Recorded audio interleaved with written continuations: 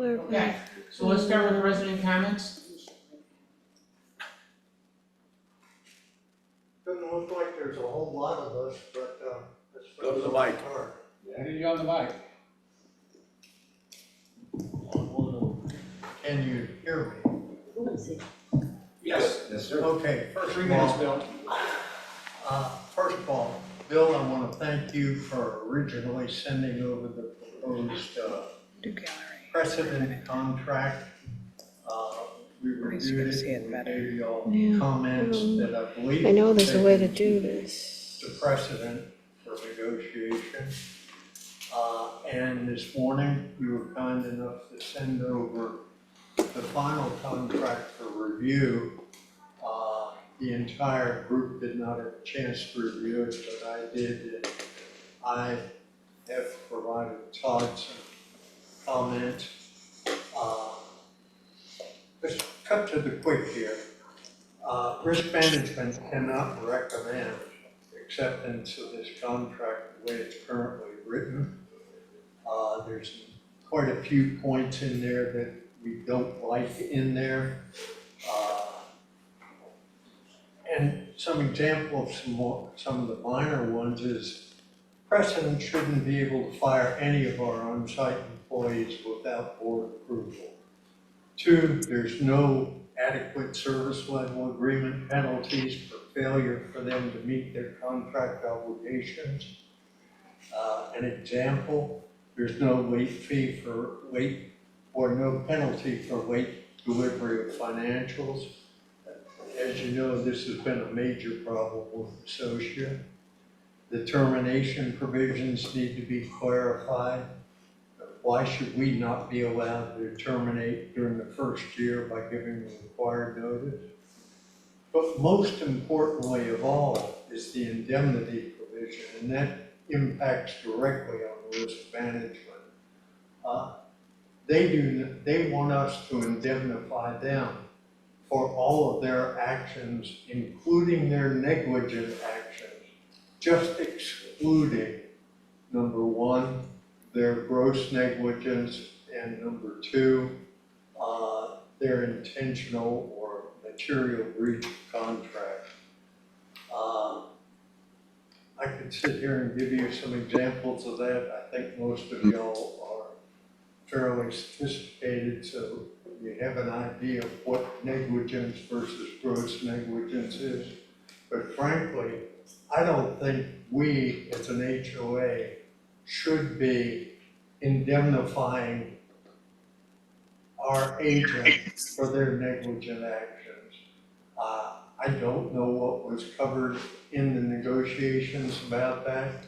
I wasn't a participant in those negotiations, but to me that makes it a wholly unacceptable agreement. There are quite a few other minor things. I won't get into them now. Todd can pass around, or I can certainly provide to the board my other comments. Thank you very much. Thank you. All right, any other speakers? All right, pledge of allegiance.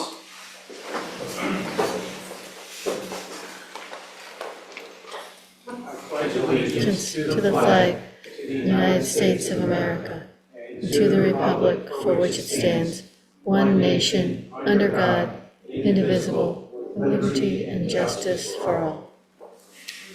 Okay.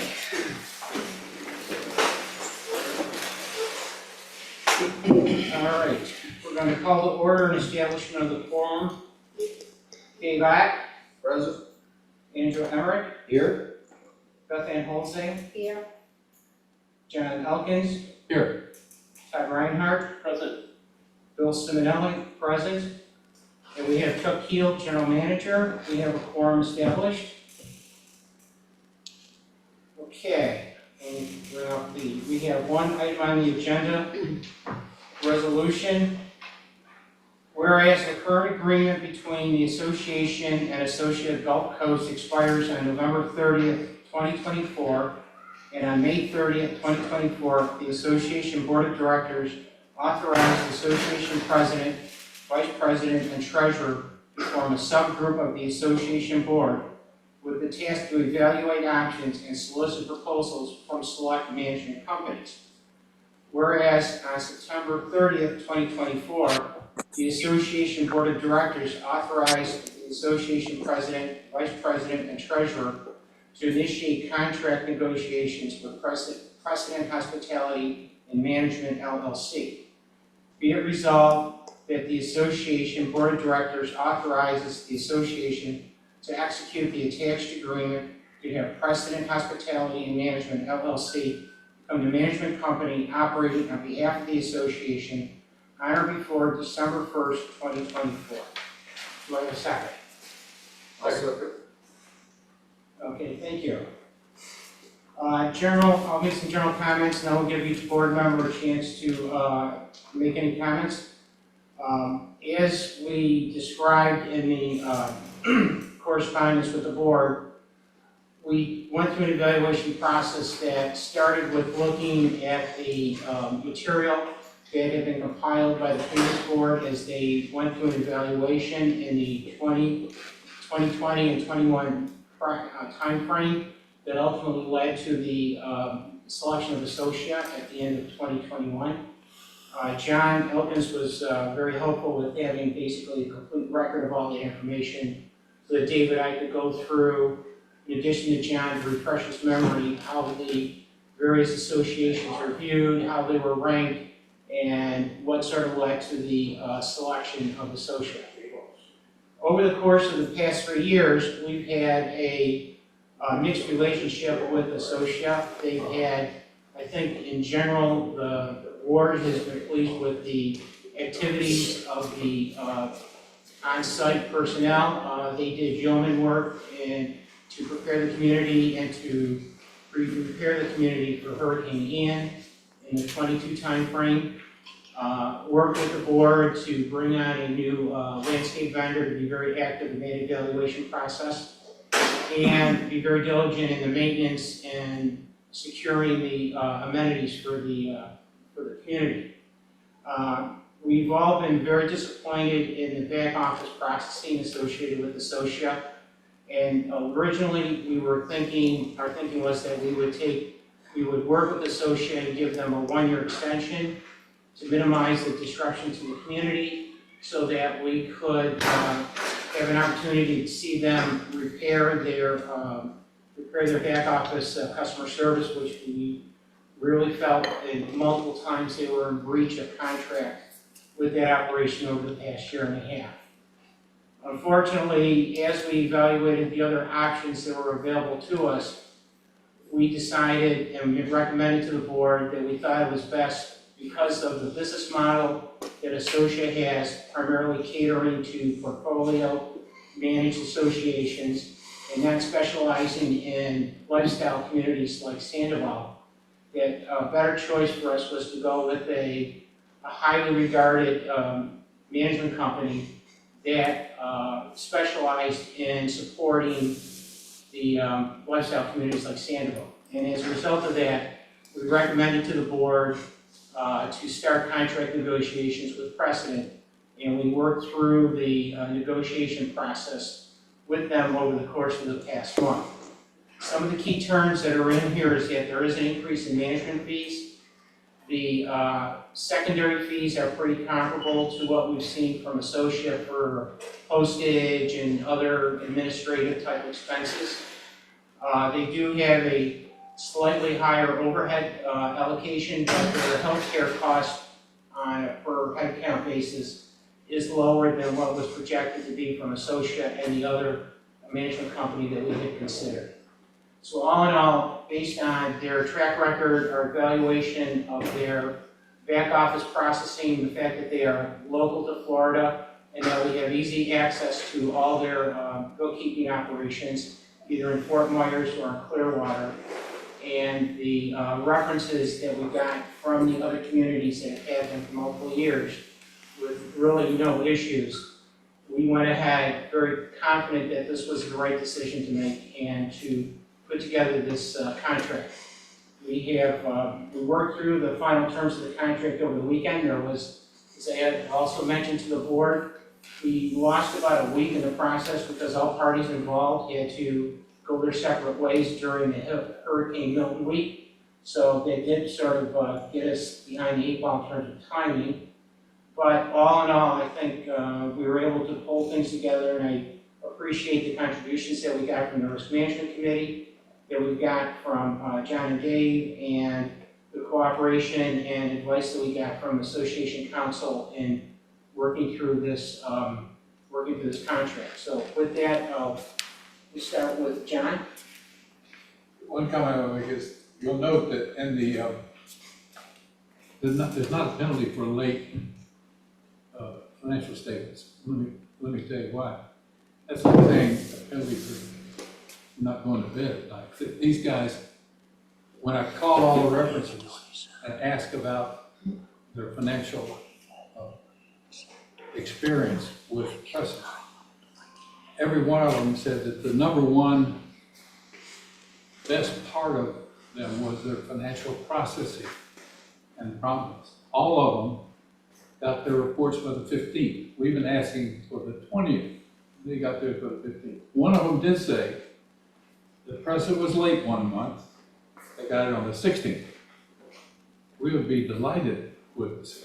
So there's not really a need for penalty there, since it's not an issue we're going to have. The support process is far better and far closer, and I think we are only sensitive to that because we had such a poor experience with Associa. And Associa's organization is unique and not acceptable in the financial sector. Dave, do you want to say anything before I turn it over to Todd? Yeah, the only thing I want to say is when I went down there and met with them and they discussed and showed me some of the reports that I would have access to, it is a much smoother process. I will be able to run reports on my own, and it's more than just what I get today. The only thing I can run today is I can run an audit to look at invoices that I already approved. So this will offer more information to myself and the community, and that's what impressed me most. Todd? Yeah, I have a couple of questions. I did find in the proposed contract in paragraph 4, and where it talks about the delivery date of the financials. I would hope that we would have put some type of teeth into it, just in case. If they do deliver it, that's fantastic, we don't have to worry about it. But I think the last year has been dreadful as far as the delivery, and I hope we just don't run into another problem like that. That's a fair comment. Have the current associate staff at Sandoval been approved for hiring at Precedent? We have, I shared with the board the letter from them that they will be making an offer to the associate staff, and the offer of employment would be conditional upon background check and a drug check, which is a normal employment practice. Which was the second part of my question, was that do they meet Precedent's hiring requirements and standards? They have to, obviously, until they can make a formal offer and start the process, that's to be determined. The only thing left is just And background check too, because you got to authorize that. Fair enough. And to follow Bill Dunker's comments in regards to the indemnification, I think that's something that we really need to pay attention to. I don't know if there's any opportunity to change the language where we're at now, but we're basically inheriting all the risk. We're indemnifying them, which is, again, it's a huge liability for us. My other comment, who was the counsel that reviewed the contract for us? We used Rob Caves, our counsel, to review it, and he made several additions to the contract that we had to negotiate and make sure they stayed in for the final draft. And my final comment is that, do we know what our cost of liquidated damages, not damages, that's the bad word, but for the acquisition of the existing staff, what that dollar amount is with Associate? We do not know that yet. The process that we're going to go through is, if the board approves this contract, we'll sign it, and then I will direct Rob to send out a corrected letter of official notice of termination to Associate, specifying our target payment that we want to make to Associate. And since we're in contract negotiations, I would prefer not to disclose the dollar amount, but it is significantly less than what they have in the contract today. And we believe between their breach of contract and some other items that we have discussed, that we have the leverage to get Associate to significantly reduce the obligation that we pay for the transfer of employees. They don't have clean hands going into the problem, you know. So as a follow-up question to that, are we gonna place a cap on the dollar amount that we're willing to negotiate at? I mean, it's not like an open-end item. Are we gonna cap the dollar amount that we're willing to do? We have a target cap, and like I said, I prefer not to discuss that number in public, but I'm willing, if you want to, we can sit down and share that with you. No, I would just hope that there's a cap there, so that Yes. doesn't come runaway train with Right.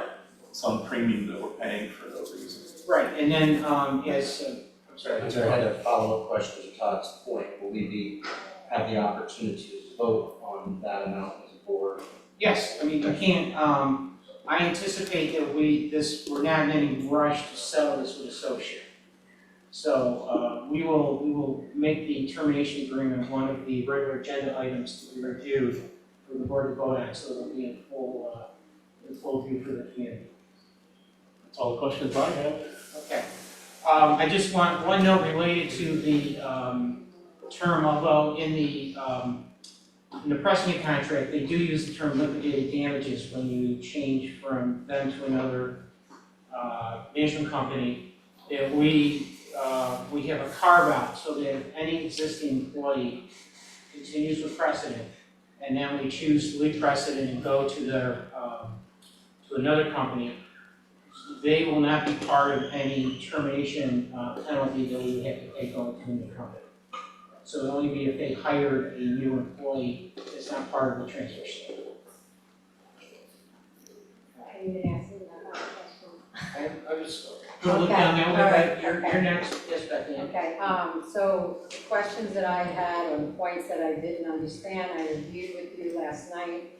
I think the only one that I highlighted, which you sent to the board, was in regards to when Chuck has to attend meetings, or when he has to be called here on the weekends. I know that the policy right now with Associate is that he be compensated for that, and that wasn't here in the packet, so you corrected Yes. that in the new.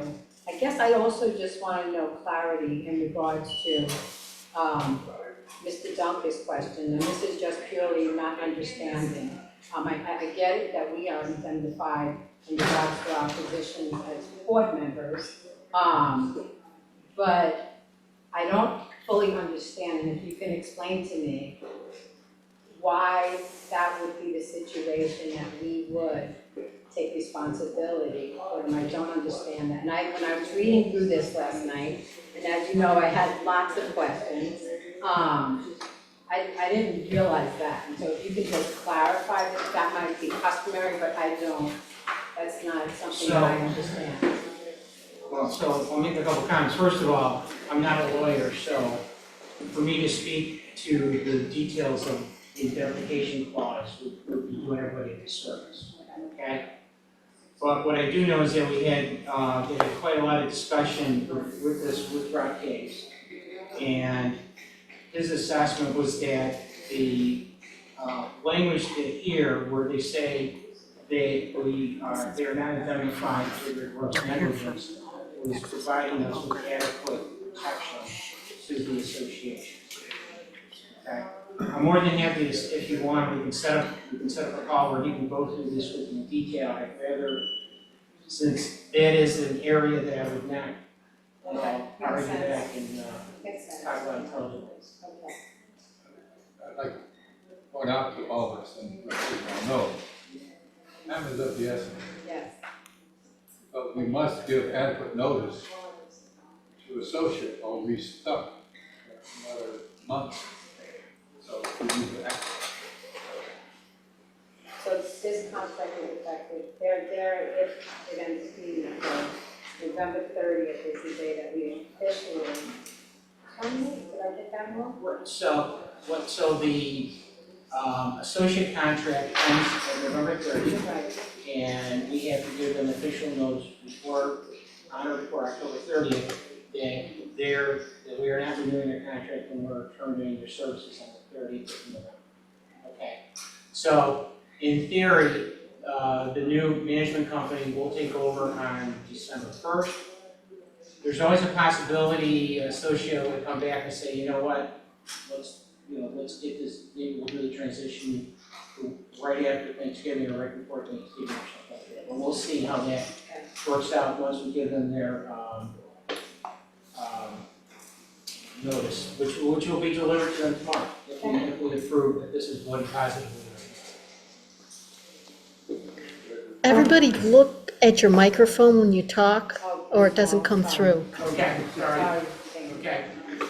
Great. Okay. Do we have any other questions from the board before we call the question? Okay, I'd like to call the question. All those in favor of approving the resolution, please raise your hand and say aye. Aye. All those opposed? Aye. We have 5 for, 1 opposed. The resolution passes. Thank you. And that's the only item that's on the meeting, so do I have a motion to adjourn? So before we do that, can I read something? Can I read? Is it on the agenda? You can't read it. Okay, so then can I do it at resident comment? You can do it as president comments, but it's not part of the meeting. All right. Okay, sorry. Okay. Good for the goose, good for the gander, right? Okay. So, do I have a motion to adjourn? Make a motion. Do I have a second? All those in favor say aye. Aye. All opposed? No? Okay. Anybody would like to make comments after the meeting? Not part of the agenda, please do so. I'd like to address what took place at last Thursday's board meeting. Let me start by saying I have been a proud public servant for 35 years in my adult life, and never have I seen the level of disrespect that was displayed on Thursday night. When it came to filling the board's vacancy, Mr. Elkins had previously sent all board members a statement in regards to his objection appointing Ms. Falastani, or putting her on, or filling the vacancy. So repeating it here and knowing she was here at the board meeting was merely nothing but a public performance and downright mean. Part of his statement was actually a violation of our code of conduct.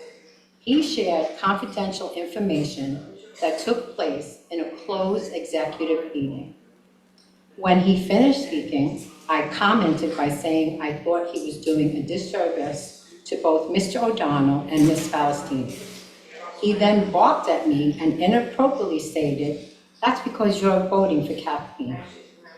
He had no right to presume who I was voting for, and quite frankly, it was none of his business.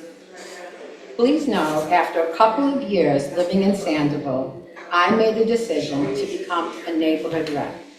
I loved being a neighborhood rep and found it quite rewarding. That led me thinking maybe I could contribute more to our community. I decided to run the position on the board. I did so with a pure heart. I did know it wasn't always going to be easy and could at times be controversial. I hated the fact that many in our community thought the board was divided, the us versus them. I wanted to change that perception, and I often stated to my fellow board members that I would always try to be the olive branch and extent. When having a vote on an issue, I did my own research, but also I wanted to hear what my fellow board members' thoughts, experience, expertise, and opinions. Mr. Elkins' actions and words last Thursday can certainly create the image of a divided board, contributing to the us versus them. It serves the community no good. Ms. Falastini is not a personal friend of mine, so that is not where my vote was coming from. Actually, I do have a relationship with Mr. O'Donnell and his wife, Katie. They are my neighbors, and I do have the occasion to socialize with them. Mr. Elkin's statements and behavior could have certainly put a strain on that relationship. I have a good life here in Sandoval, and I have been blessed in my life. I chose to retire here at Sandoval to enjoy my retirement years and the years that I have left. At this point in life, I want to surround myself with positivity and meaningful connections. Because of the above, I had made the decision to immediately step down from the board and all of my committees. I shared this decision publicly, so instead of creating distress upon a letter, I want the community to hear my truth right from the horse's mouth. That is transparency. Let me end by saying, if given the chance, Mr. O'Donnell is a man of integrity and character. He will serve this community well. Thank you. I feel I must rebut since you've accused me. Okay, first of all, you said I violated a rule. When that executive meeting was held, it was held in violation of covenants. There was no legitimate reason to hold a private meeting that should have been held in front of residents if you're going to strip one of our board members of their authority. That was a problem, so you cannot accuse me Okay? of doing But that. from what I Second, understand, I wanted, okay, I wanted our community, I'm let sorry. me finish. That's why I'm saying I'm sorry. Don't apologize to me. You should have, I wanted the community to know that if you were to vote for, if you would put her on the board, you would be putting someone on the board who has flawed and actually damaged Sandoval in her past. Those were facts, not opinions. And I'll show them to you again if you need. Well, in terms of the community putting her on the board, the community was not voting this time around. She But I was want the not, community John, to I know. let you finish, so please No, let me you've finish. had your 3 minutes. Okay, but I'm responding to what you just said right now. This was a board's decision to vote for Kathleen, okay? Not the community's decision. And you had previously sent us an email to list your objections.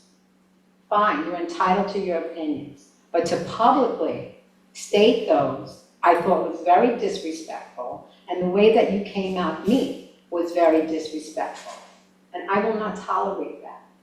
So as a result of all of this controversy and as a result of the behavior that took place, I don't feel like I can continue to serve on this board. I'm sorry. And I want my life to be surrounded by positivity, not controversy. So that's all I have to say. But thank you for the time that I've had on the board. I hope that I have contributed to the board. Good. And I will go on and experience my life surrounded by positivity. Thank you. All right.